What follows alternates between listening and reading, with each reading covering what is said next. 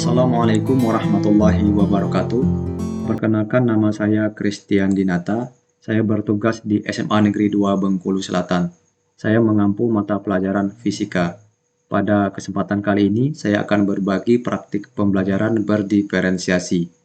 Pembelajaran berdiferensiasi adalah pembelajaran yang memberi keleluasan pada siswa untuk meningkatkan potensi dirinya sesuai dengan kesiapan belajar, minat, dan profil belajar siswa, di mana pembelajaran berdiferensiasi tidak hanya berfokus pada produk pembelajaran, tetapi juga berfokus pada proses dan konten atau materi. Adapun topik dari praktik baik penerapan pembelajaran berdiferensiasi yang telah saya laksanakan adalah bertema mempertahankan kebahagiaan belajar siswa di era digital berbasis computational thinking dengan alur merdeka. Mengapa praktik pembelajaran ini penting? Kita ketahui setiap rentang generasi mempunyai tantangannya masing-masing. Generasi Z dan generasi Alpha mempunyai tantangan untuk dapat bersinergi dengan disrupsi teknologi yang sangat cepat. Dalam hitungan tahun, kemajuan teknologi terapan telah mengubah bentuk tatanan bermasyarakat. Untuk menghadapi perubahan ini, keterampilan yang dibutuhkan pun menjadi semakin kompleks. Kemampuan kognitif tidak lagi menjadi satu-satunya keunggulan manusia. Kemampuan analisa literasi, numerasi, serta karakter juga harus dimiliki. Kita ketahui Indonesia sebagai negara besar dengan beraneka ragam karakter penduduk dan strata daerah mempunyai tantangan untuk bersinergi dengan disrupsi zaman. Perubahan yang sangat cepat menuntut generasi Z dan Alpha untuk dapat mengakses pendidikan yang dinamis dan terbuka, sehingga akses pada literasi digital dan media digital lainnya meningkat pesat. Namun, jiwa pendidikan yang sebenarnya adalah apa yang terjadi di dalam ruang, baik itu antara guru dengan murid ataupun antara orang tua dengan anak. Segala kegiatan di dalam satu ruang ini memerlukan metode dan fasilitas yang menyesuaikan dengan perkembangan zaman. Generasi Z dan Alpha saat ini menuntut sistem dan metode pengajaran yang sesuai dengan karakter sosial mereka. Salah satu sistem dan metode yang dapat diterapkan adalah pemampatan teknologi media digital dalam pembelajaran berbasis computational thinking dengan alur merdeka, khususnya pada pembelajaran fisika di SMA Negeri 2 Bengkulu Selatan yang telah saya terapkan di kelas saya. Peran dan tanggung jawab saya dalam praktik pembelajaran ini adalah sebagai guru mata pelajaran fisika di SMA Negeri 2 Bengkulu Selatan. Pada praktik ini, saya menerapkan pembelajaran berdiferensiasi. Pada penerapan pembelajaran berdiferensiasi, saya berusaha menyesuaikan proses pembelajaran di kelas untuk memenuhi kebutuhan belajar setiap siswa. Pembelajaran berdiferensiasi akan memungkinkan saya memaksimalkan potensi setiap siswa dengan meminimalisir kesenjangan belajar siswa atau learning gap melalui proses identifikasi kebutuhan belajar siswa yang tepat. Lewat pembelajaran berdiferensiasi, tidak hanya siswa berkembang potensi secara maksimal, namun proses pembelajaran ini juga akan lebih memberikan banyak ruang bagi siswa untuk membuat dan menentukan pilihan dan memberikan suara, sehingga proses belajar akan menjadi lebih menyenangkan. Adapun tantangan untuk mencapai tujuan praktek pembelajaran ini adalah saya menghadapi siswa-siswa dengan latar belakang yang berbeda-beda dan memiliki karakteristik yang berbeda-beda dan beraneka ragam. Kemudian tantangan terbesar saya adalah bagaimana saya dapat mengajar siswa-siswa yang mempunyai karakteristik yang berbeda-beda tersebut. Pada praktik pembelajaran ini kami menggunakan alur merdeka dalam proses pembelajaran dan berbasis computational thinking. Strategi dasar dari computational thinking dapat dilatihkan melalui proses pembelajaran kepada peserta didik atau siswa.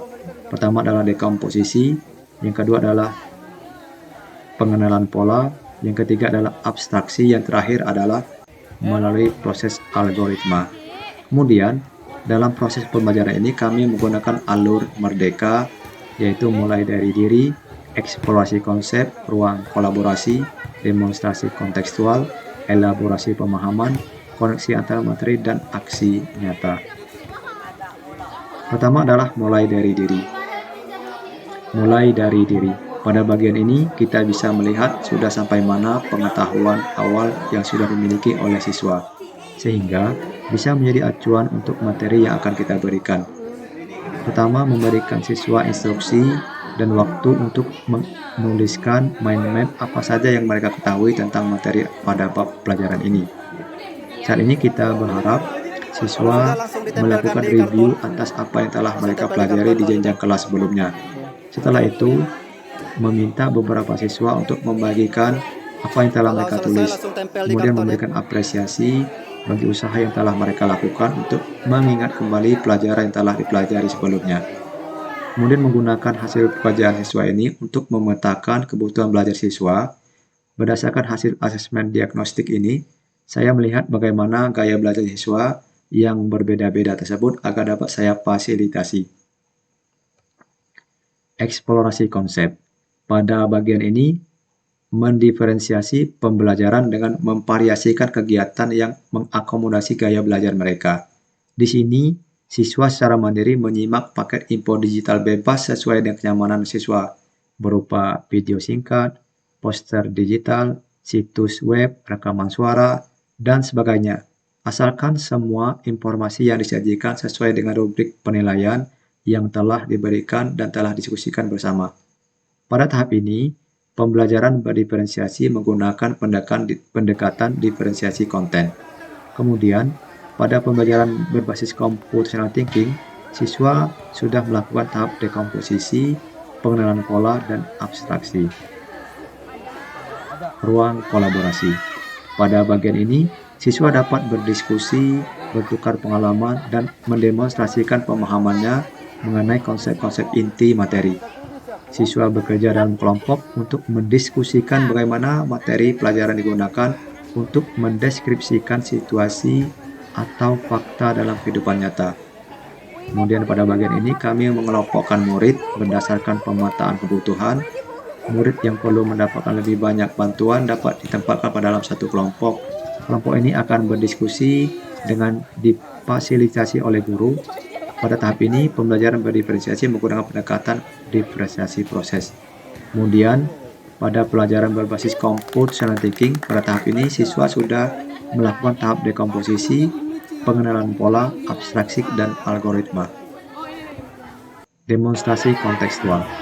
Pada bagian ini, siswa mampu mendemonstrasikan pemahaman mengenai materi dengan langsung membuat kesimpulan inti dari pelajaran atau ringkasan dari materi pada kertas karton yang telah kami sediakan. Siswa juga mampu mendemonstrasikan pemahaman mengenai materi dengan melakukan praktik di laboratorium. Kemudian, pada pelajaran berbasis computational thinking, siswa sudah melakukan tahap dekomposisi, pengenalan pola, abstraksi, dan algoritma. Elaborasi pemahaman. Pada bagian ini, siswa berdiskusi bersama guru. Siswa mendemonstrasikan pemahamannya secara lebih mendalam mengenai konsep-konsep inti materi. Kemudian, pada pembelajaran berbasis computational thinking, siswa sudah melakukan tahap dekomposisi, pengenalan pola, abstraksi, dan algoritma. Koneksi antar materi. Pada bagian ini, siswa memahami keterkaitan konsep materi sekarang dengan materi sebelumnya, termasuk di dalamnya adalah merefleksikan pembelajaran yang telah didapat. Kemudian, pada pembelajaran berbasis computational thinking, siswa sudah melakukan tahap dekomposisi, pengenalan pola, abstraksi, dan algoritma. Aksi nyata. Pada bagian ini, siswa akan menyampaikan kepada rekan-rekannya dan melaporkan hasil dari kesimpulan dari pembelajaran mereka. Pada tahap ini, tiap kelompok menentukan salah satu juru bicara yang akan standby di stand kelompok mereka, yang akan menjelaskan pada kelompok lain yang berkunjung dan mencari informasi dari pekerjaan kelompok mereka. Sedangkan anggota kelompok lain berkeliling ke stand lain, menggali informasi sebanyak-banyaknya mengenai materi yang telah disimpulkan. Kemudian mereka kembali ke kelompok masing-masing untuk menyatukan semua informasi yang telah didapat. Pada pembelajaran berbasis computational thinking di tahap ini, siswa sudah melakukan tahap dekomposisi, pengenalan pola, abstraksi, dan algoritma. Demikianlah pembelajaran berdiferensiasi yang telah saya lakukan.